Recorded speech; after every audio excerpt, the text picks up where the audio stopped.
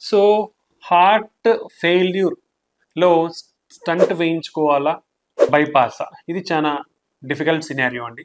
Heart failure అంటే మన heart pumping అనేది తగ్గిపోయి, ఎందువల్ల తగ్గిపోయి ఉంటుంది? మన గుండె యొక్క రక్తనాళాలలో బ్లాక్స్ ఉండి తగ్గిపోతే వచ్చేదాన్ని ischemic heart failure or ischemic cardiomyopathy అంటాం అనమాట. సో ఎవరికైతే హార్ట్ ఫంక్షన్ అనేది వీక్ ఉంటుందో, వాళ్ళలో యాంజియోగ్రామ్ చేసినప్పుడు బ్లాక్స్ అనేది డిటెక్ట్ చేస్తామో వాళ్ళు స్టంటింగ్ బైపాస్ చేయించుకోవాలన్నా వద్దా? ఎలా డిసైడ్ చేస్తాము?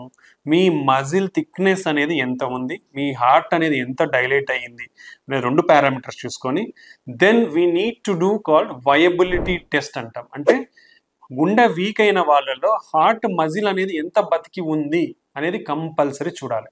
అది చూసిన తర్వాతనే మీకు ఆ స్టంటింగ్ ప్రొసీజర్ కానీ బైపాస్ ప్రొసీజర్ కానీ ఉపయోగపడుతుందా, మీ హార్ట్ ఫంక్షన్ లేదా అనేది ఫస్ట్ తెలుసుకోవాలి.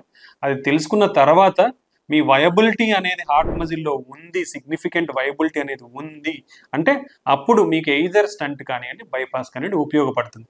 అదే మీకు వయబిలిటీ అనేది లేదు, హార్ట్ మజిల్ అనేది అంతా డెడ్ అయిపోయింది అంటే అప్పుడు మీకు ఈ ఎయిదర్ స్టంటింగ్ ప్రొసీజర్ కానీ బైపాస్ కానీ ఉపయోగపడదు. అప్పుడు ఓన్లీ మెడిసిన్స్ ద్వారానే మిమ్మల్ని మేము ఇంప్రూవ్ చేసేదానికి స్కోప్ ఉంటుంది. కాబట్టి ఇది క్లియర్గా తెలుసుకోండి. ఎవరికైతే పంపింగ్ వీక్నెస్ అనేది ఉంటుందో, వాళ్ళలో హార్ట్ బ్లాక్స్ అనేది డెవలప్ అయ్యి ఉంటే వాళ్ళు ఈ పద్ధతి ద్వారా కరెక్ట్ ట్రీట్మెంట్ని తీసుకుంటే మంచిది. దాని ద్వారా మీ ఖర్చు అనేది తగ్గుతుంది, మీకు కరెక్ట్ అయిన ట్రీట్మెంట్ అనేది అందుతుంది అనమాట. థ్యాంక్ యూ అండి. Thank you very much.